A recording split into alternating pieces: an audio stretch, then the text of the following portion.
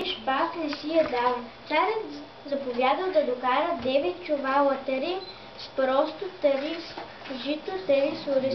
Размесили ги. Давам ти срок една нощ. Върнал се царят към най-малкия брат. Залагай се да отглеждаш житото от просото и ориза. Ако свършиш, ще ти оставя невестата. Ако не, ще я откарам в двореца. Айде на следващия.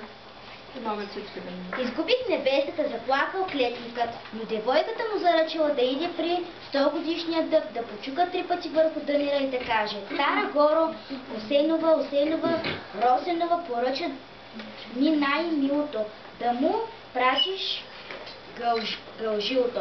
Малкият брат изпълнил всичко. Това подирие му се навършили 9 милиона мравки. Стигнали до купчината с зърното и се заловили за работа. Додето пропеят първите петли, мравките разделили на 3 купчини житото, просото и ориза. Рано въли дошъл царят и като видял, че работата е свършена, поръчал на момъка да направи железен човек, който да може да ходи и да говори.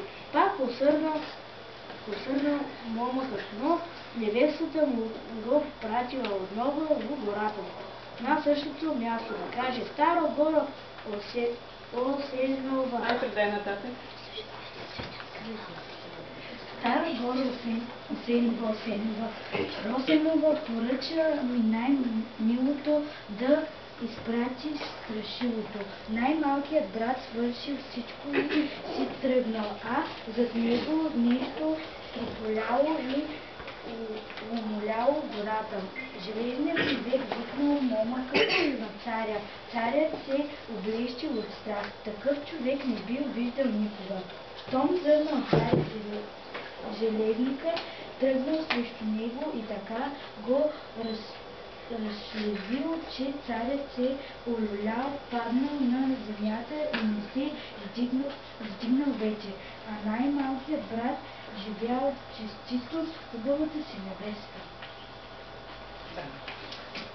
Да продължаваме и да четем или да пущаме приказката? Да бъдем. Приказката.